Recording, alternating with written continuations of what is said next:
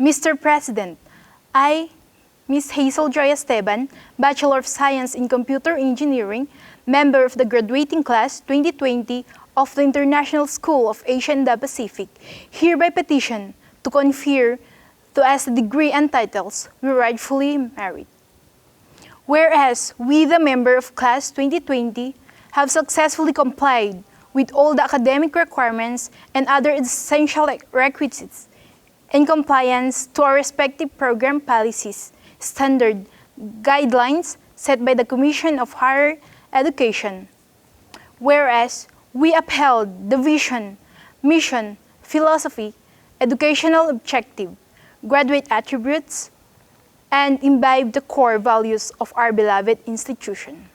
Whereas our beloved institution has provided us with exemplary academic programs and co-curricular activities, developing our lifelong learning skills ready to face future challenges in our respective chosen professions.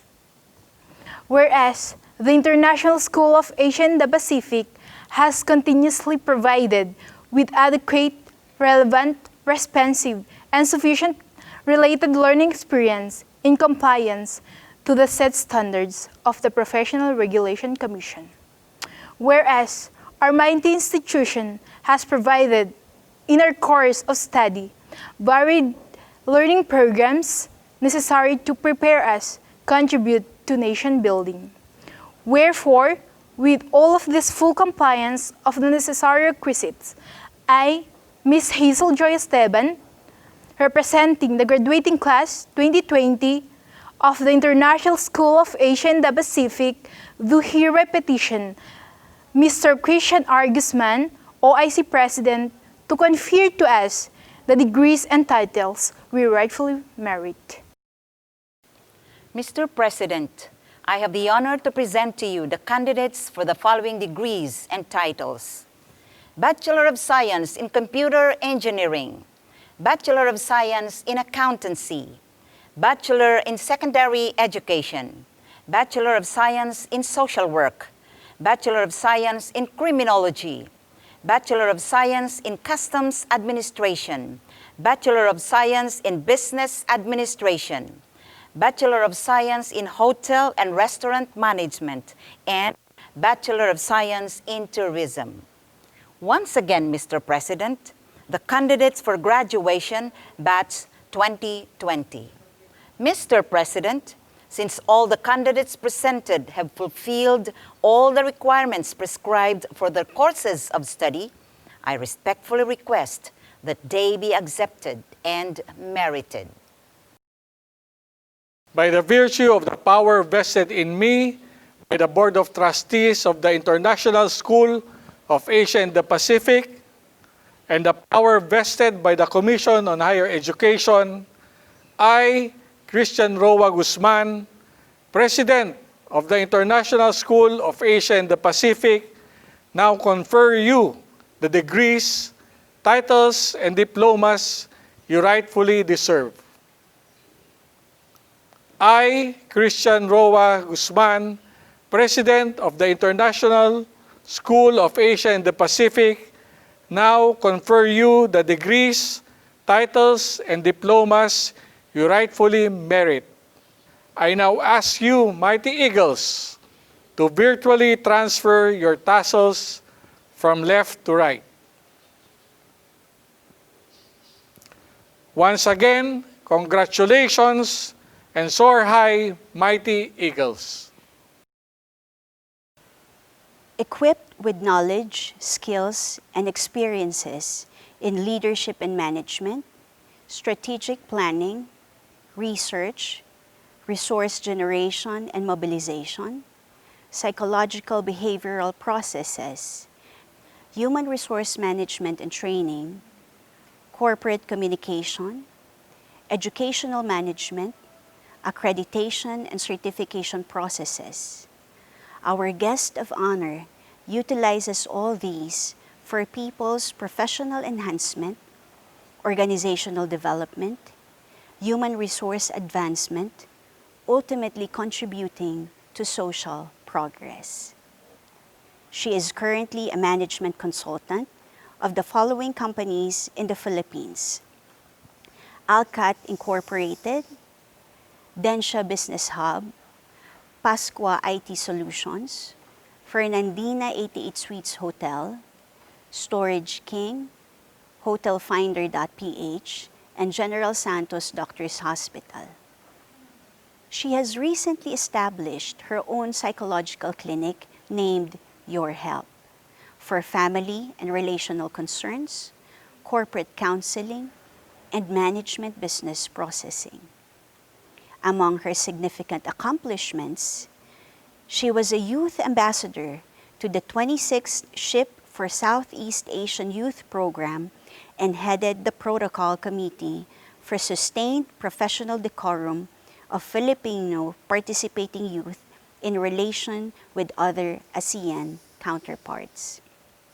She was also a youth ambassador to the Japan-Philippines Friendship Program for the 21st century under the social development category and participated in the formulation of advocacies for social sustainability. She trained professionals across the Philippines in counseling, strategic planning, human resource management, research, human behavior in organization, and curriculum and instructional leadership. She participated in the formulation of policies and quality assurance procedures for organizational flow and direction. One of the few selected by the Commission on Higher Education in partnership with Ateneo de Manila University to evaluate the general psychology textbook and readings circulated in the country.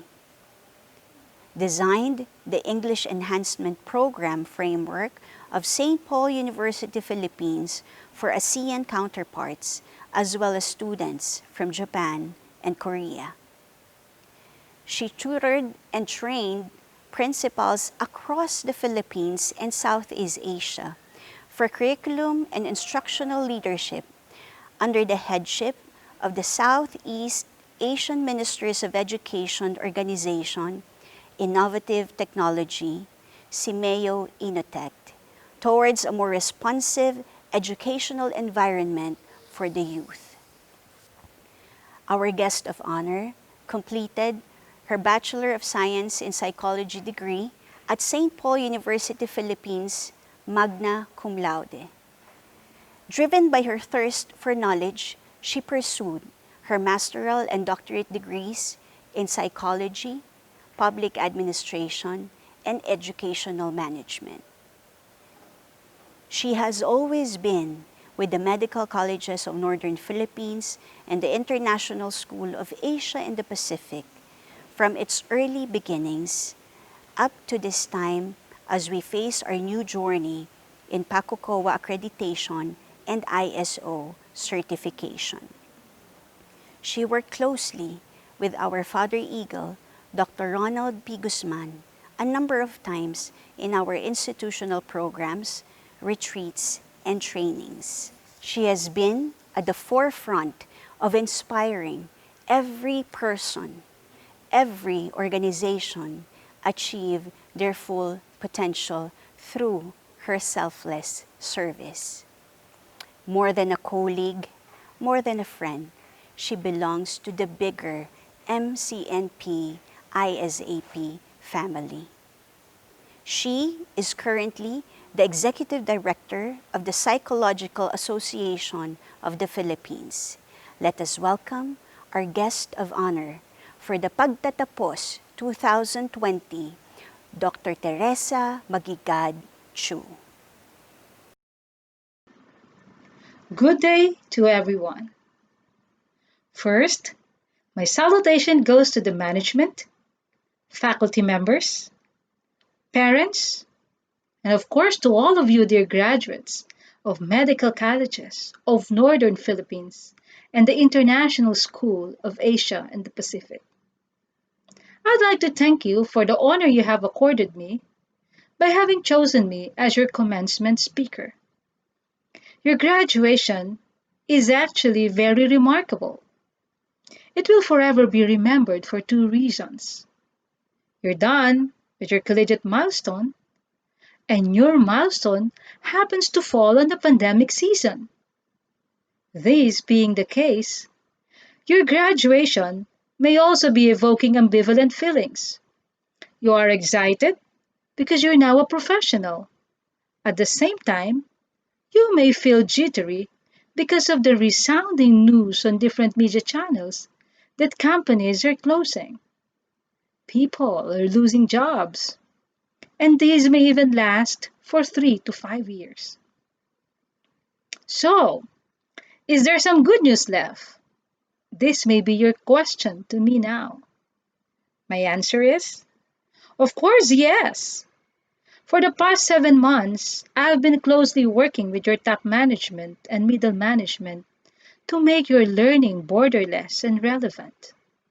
At the height of the pandemic, when everyone was locked down in the confines of their homes, your schools have heightened all efforts to optimize the use of technology in making academic services available to you.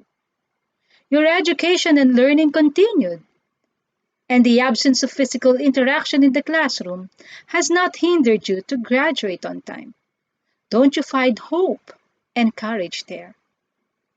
This means that the pandemic may have closed doors for employment, but it has opened more opportunities for endless possibilities.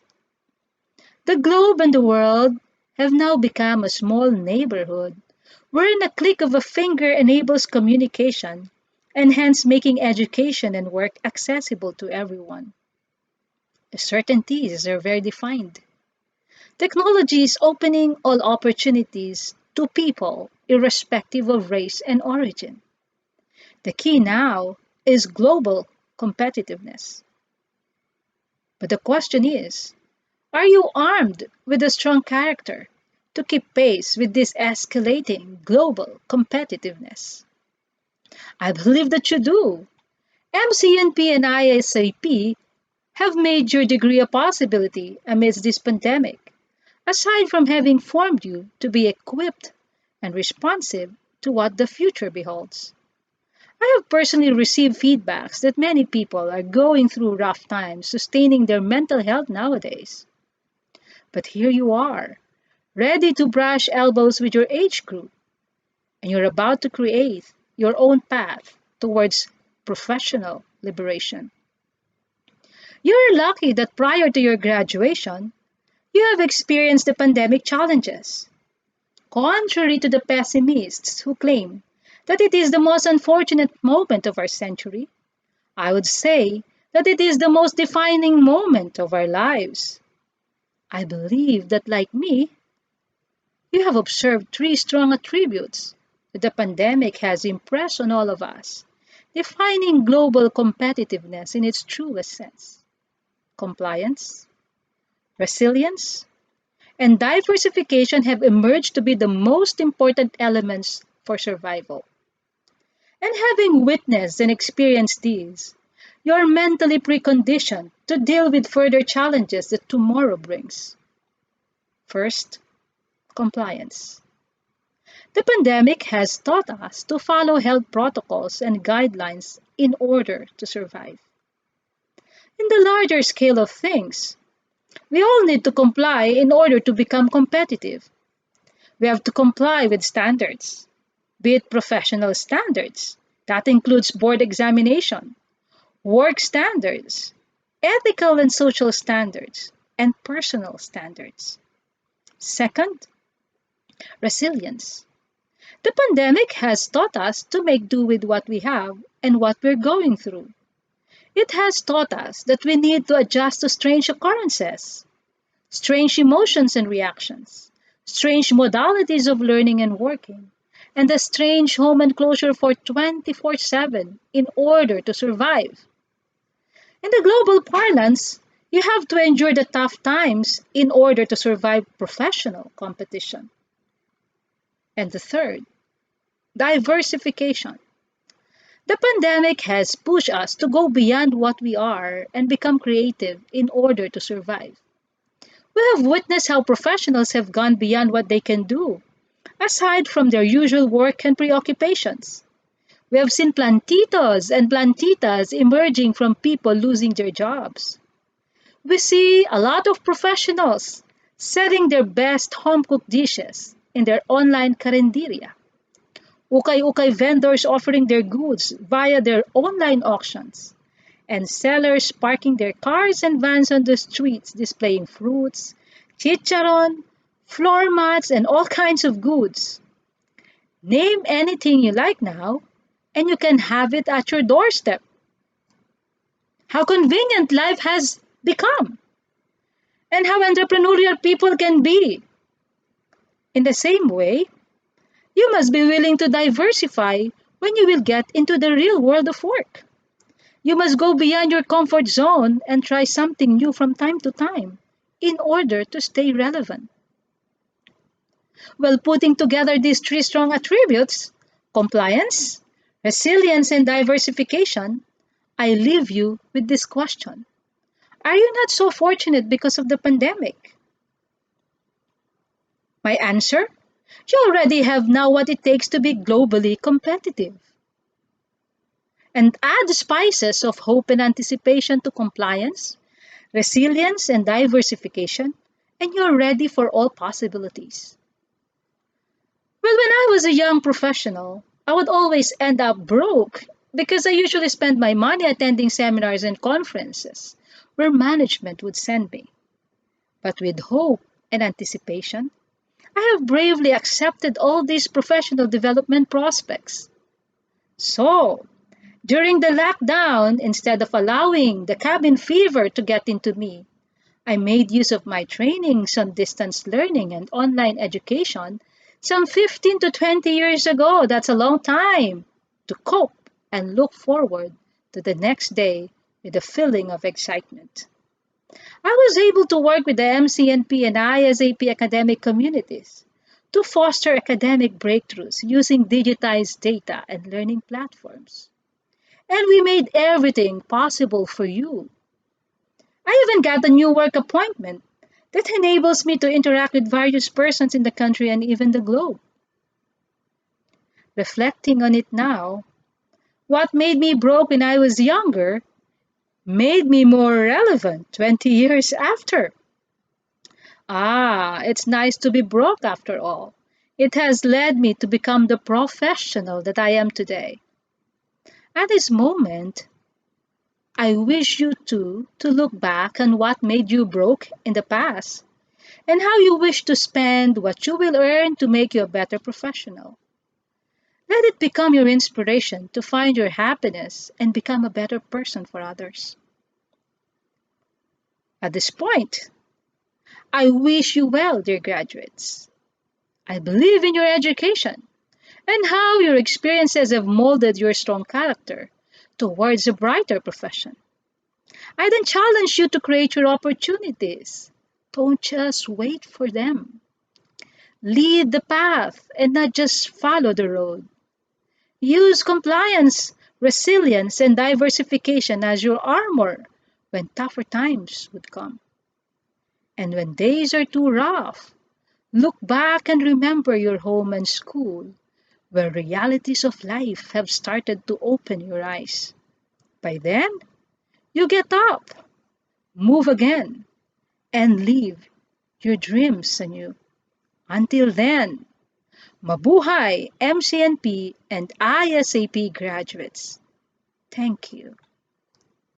Ladies and gentlemen, I take pride in presenting to you the graduates of the International School of Asia and the Pacific Class 2020. Bachelor of Science in Computer Engineering. Baltero Maricel Sagun, Amulong, Cagayan. Maluan Mark Anthony Medellin, Luna Apayao. Kalalong Romel Pintukan, Delphine Albano Isabela. Corpus Irvins Agasita, Solano Nueva Vizcaya. Esteban Hazel Joy Takiling, Barnali Ifugao. Garo Jr. Ruben Domingo, Delphine Albano Isabela, Gonsay Antoinette Rigor, Cabarugis Quirino, Guerrero Mike Harris Lucatin, Burgos Isabela, Malenab Mark Alvin Katabuy, Kabagan Isabela, Martin Honey Dream Tuason, Nagtipunan Quirino, Rasyon John Philip Gasmin, Quirino Isabela, Reyes Carl Joshua Dagyo, Delphine Albano Isabela, Rodrigo Crazel Retuta, Santa Maria Apayao, and Tejada Mike Albert Makutay, Lasam, Cagayan. Ladies and gentlemen, the graduates of Bachelor of Science in Computer Engineering, Class 2020. Bachelor of Science in Accountancy, Aguilar Hazel Ugaddan, Tumawini Isabela, Bagilat Cheryl Ananayo, Ilagan Isabela, Barasi Georgia Dalu, Tugigaraw City, Cagayan, Bowak Apol Mancio, Tumawini Isabela, Kumlat Rochelle Akapuyan, Etchage Isabela, Giyab BJ Ugaddan, Tumawini Isabela, Hernandez Ivana Lindsay Kamayang, Tugigaraw City, Cagayan, Inigo Clariet Kabasag, Bugay, Cagayan, Pagulayan Romelin Lonolono, Tugigaraw City, Cagayan,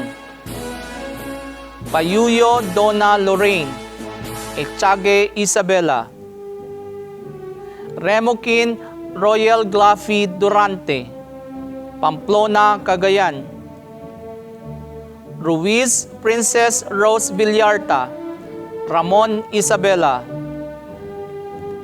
Salvador Robin Joy Del Mundo, Jones Isabela, Santos Perfecto John Homer Baligod, Solana, Cagayan, Suyu Nympha Shelo Columna, Lalo, Cagayan, Tumitit Noemi Cuyahon, Kasibu, Nueva Vizcaya, Trinidad Trishaan Peñaflor, Igig, Cagayan, Ulnagan Jemuel Mariano, Ilagan Isabela, and Viorge Ronafe Panlilio, Lasam, Cagayan. Ladies and gentlemen, the graduates of Bachelor of Science in Accountancy, Class 2020. Bachelor in Secondary Education, Singapan Silverlin Aguon, Tarikitan Connor Apayao. Ladies and gentlemen, the lone graduate of Bachelor in Secondary Education, Class 2020. Bachelor of Science in Social Work, Bangud Jezreel Dulnuan, Asipulo Ifugao, Bugabil Jera Pacquiao, Tabuk City, Kalinga, Pilar Sherilyn Olona, Mountain Province. Ladies and gentlemen, the graduates of Bachelor of Science in Social Work, Class 2020. Bachelor of Science in Criminology, Banan Julius Viterbo, Peñablanca, Cagayan, Katsuela Jason Cabarwan, Baggao, Cagayan,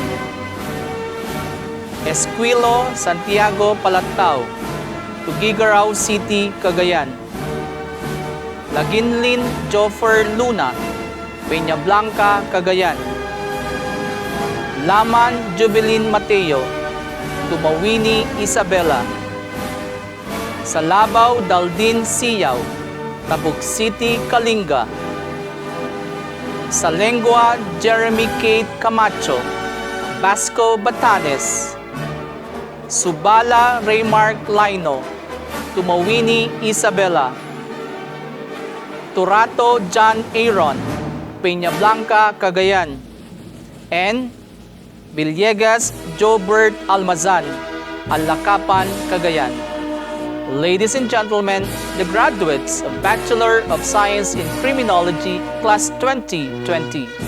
Bachelor of Science in Customs Administration. Dayag Rosalie Ayag, Tuaw, Cagayan. Dulnuan Feli Gindayan, Asipulo, Ifugao. Dosalen Nolando Casaldo, Connor Apayaw. Ngayan Charlene Mamawag, San Pablo, Isabela. Rosario Lenzi May Belen, Alacapan, Cagayan. And Sinakay Tishagay Sabino, Cayapa, Nueva Vizcaya. Ladies and gentlemen, the graduates of Bachelor of Science in Customs Administration, Class 2020. Bachelor of Science in Hotel and Restaurant Management. Baluyot Ma Angela Denise Kuntapay, Tuguegarao City, Cagayan. The lone graduate of Bachelor of Science in Hotel and Restaurant Management, Class 2020. Bachelor of Science in Tourism, Bose Debbie Tapa, Igig, Cagayan. The lone graduate of Bachelor of Science in Tourism, Class 2020. Once again, the graduates of the International School of Asia and the Pacific, Class 2020. One day, I caught a bird. I went to my father and began to pose this question. Papa, I said, in my hands, a little bird. Guess, is it dead or alive? My father paused, though a while, then told me, if I said it is dead, you might free the bird and let it fly. If I say it is alive, you might simply squeeze it and the bird will die. He paused once more. Then, finally, my father came up with an inspirational answer. The life of the bird depends on you. To our OIC President, Sir Christian R. Guzman, to our Honorable Guest Speaker, Ma'am Maria Teresa Magigadchu, the Executive Vice President, Madam Wilma R. Guzman, the Vice President for Academic Affairs, Dr. Presenita C. Aguon, the Vice President for Administration and Finance, Attorney Cristina Guzman Natividad, members of the Board of Trustees, distinguished guests, faculty and staff, our dear parents, fellow graduates, friends, ladies and gentlemen, good morning. It's quite surreal to think that after 5 years, dozens of projects, hundreds of long tests, and over 1,000 quizzes, we find ourselves here today, about to formally close this chapter of our lives. To use a math analogy, for 5 years, we were like asymptotes, getting closer and closer to the axis, but never really reaching it. And today, we finally cross that axis. It is a testament to who we are, the people that we are here today, about to walk up the stage. It's not about the diploma, but it's about what the diploma symbolizes. That we completed the seemingly Sisyphean climb and we did it together. Fellow graduates, few minutes ago, the phrase we have longed to hear for the past 5 years has been spelled out. I now proclaim you graduates. After all these years, we are now called graduates and a professional too. I could not really hide the fact that right now, I cannot still imagine to go back to my field and feel like I am really it. I must believe no man indeed was meant to live alone, but the success in life is for man to be ready for his opportunities when they come. Thus, disclosed by Benjamin Disraeli, a great philosopher. In this regard, we, the graduates of this institution, wish to share the first taste of victory to significant people who stood in our side in times of happiness and loneliness. Armed with knowledge and wisdom, clothed with desired attitudes, and equipped with the needed competencies, we are now ready to face more challenges, more problems, and more opportunities. We, the graduates, thus now our success. Today, indeed, it is the time to celebrate. But we should bear in mind that our journey is still long and tedious. Education is a continuing process. It does not end after our graduation today.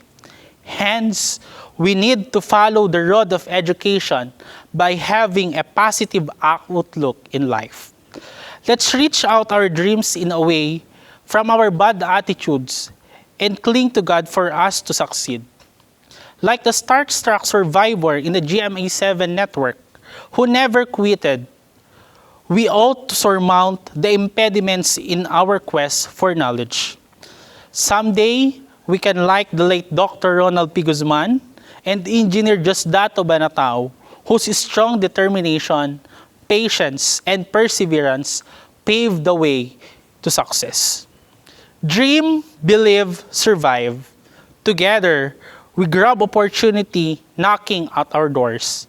We can make it so long as we do not surrender. I am formed. You were formed. I and you are still in the process of formation. But how beautiful is to think that at this point in time, I am, and what I am now, a graduate because my coexistence have made it possible. For my fellow graduates, today is a turning point in each of our lives. We have spent the past years wandering the four corners of this great school and now ready to go on. We have learned, laughed, loved, gotten into trouble, and most of all, matured together. But today doesn't just concern reminiscing about the past. It's also about looking forward into our future. All the good and bad experiences we have here in schools are worth remembering, for indeed it really helped us grow as a real person.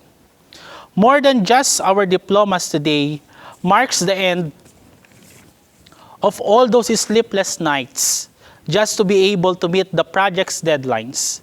Today marks the end of tons of photocopies. Today marks the end of Copico 78 degrees and K-drama overload just to stay awake and study.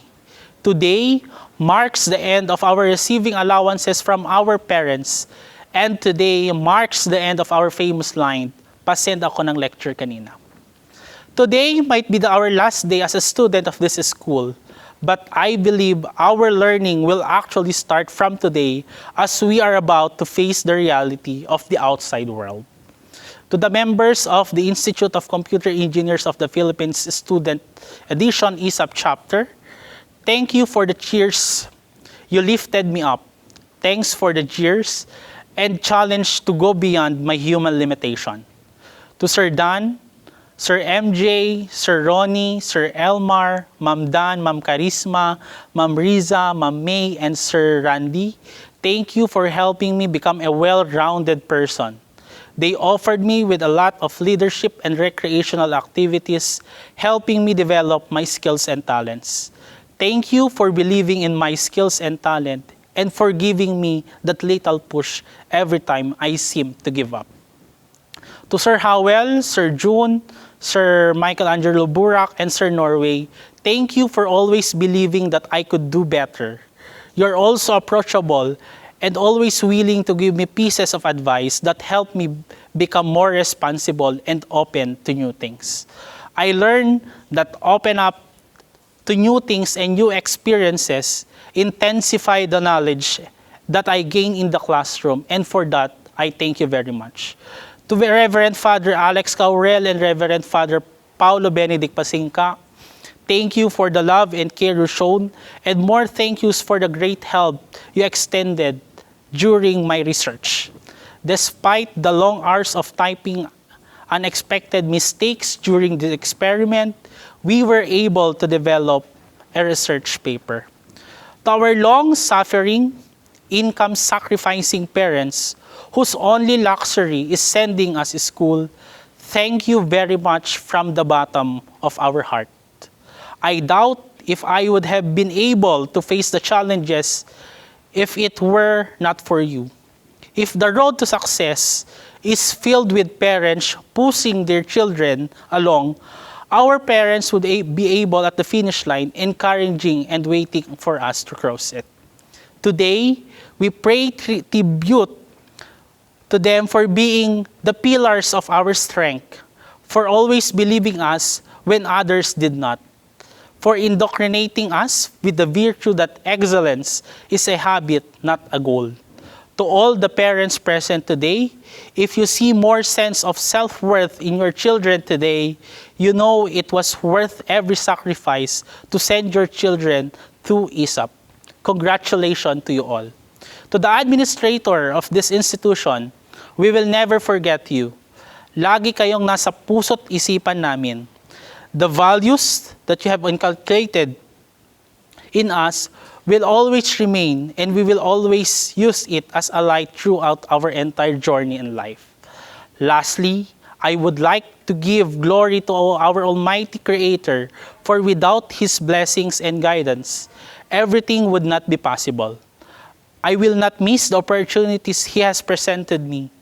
I pray that He would allow to continue my journey and let me see the purpose of all these accolades and be able to magnify Him.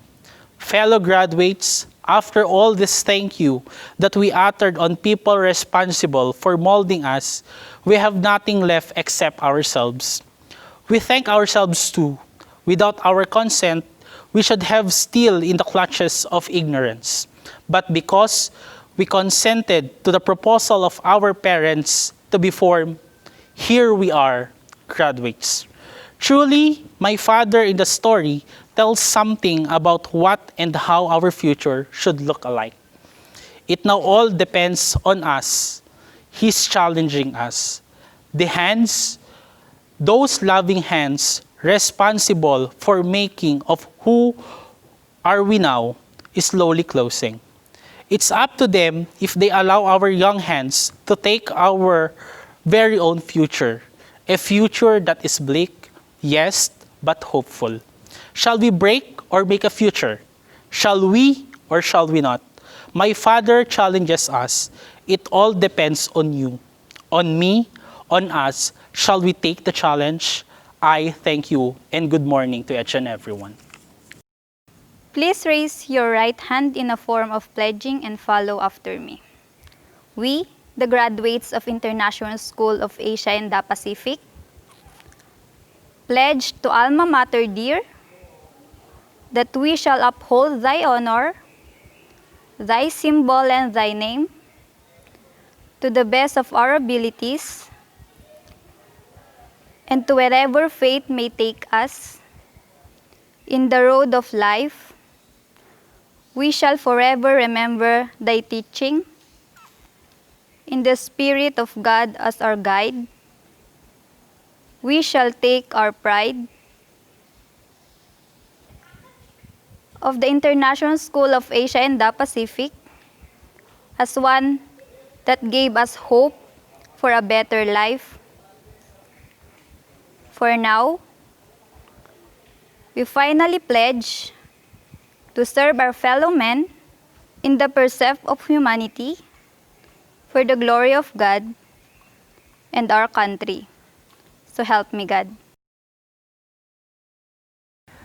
Graduates, please raise your right hand and repeat after me.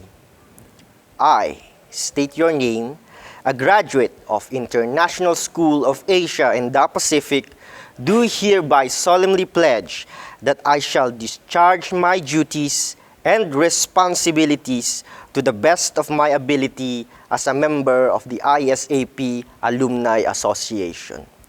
I further solemnly swear to uphold its bylaws, keep the ideals of my alma mater, and to keep the ISAP culture of excellence for the glory of our God and our country. So help me God. Congratulations, Batch 2020.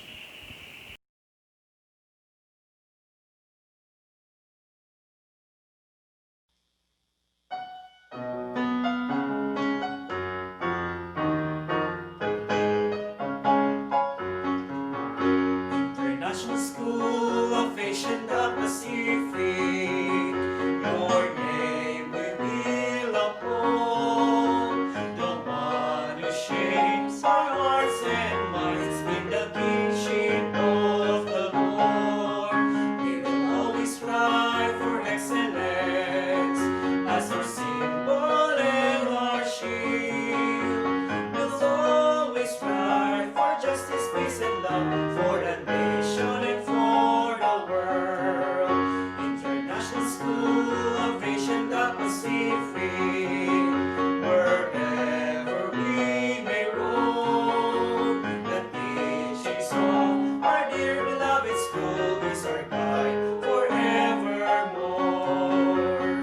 ISAP as the world awaits you, come forward and start to serve. Remember the teachings of our beloved school, now and forevermore. International School of Asian the Pacific, your name we will uphold. The one who shapes our hearts and minds in the kingship of the Lord. We will always strive for excellence as our symbol and our shield. We'll always strive for justice, peace, and love for the nation and for the world.